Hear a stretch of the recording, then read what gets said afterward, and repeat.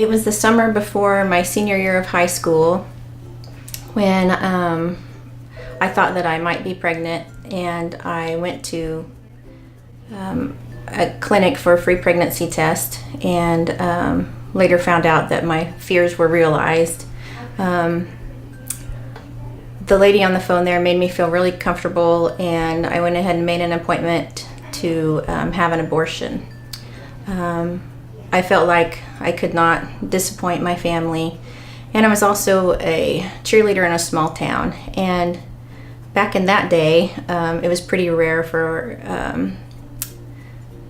the students for there to be a pregnancy in high school. So I made an appointment, and at that time my boyfriend said that he would support me whatever I decided. And at that time I also thought that that was a good answer. I just told him he didn't understand that I couldn't tell my parents. So I wondered how I was going to finish high school. I had graduation coming up that following year, and prom and cheerleading and all those things that you look forward to your senior year of high school.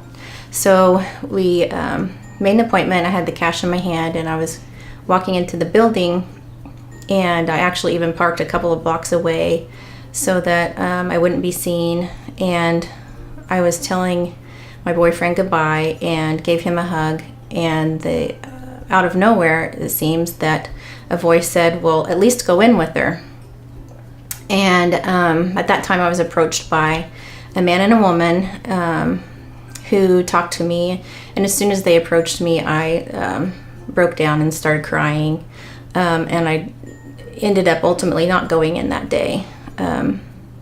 So I told my family, and they came around to being supportive, and I actually had a son, and he is now 26 years old. So I'm just thankful that someone was there for me and there to intervene on Aaron's behalf. And of course the whole entire family is forever grateful. I told Aaron when he was about 10, I told him his story, and I sat down with him and told him why I think, why.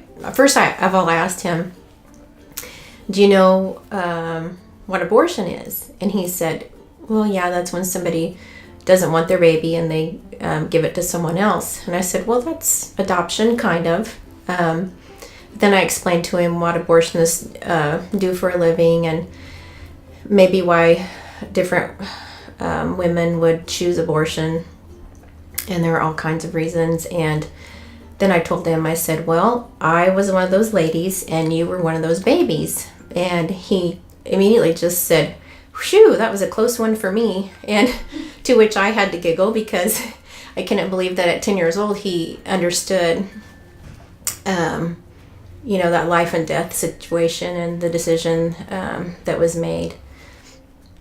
So I guess my bottom line again is just to stop and consider the future, and try not to look at it as just a problem and a crisis, and there's always a way through, and that God has a plan for you and for your baby, and someday your baby will be grown.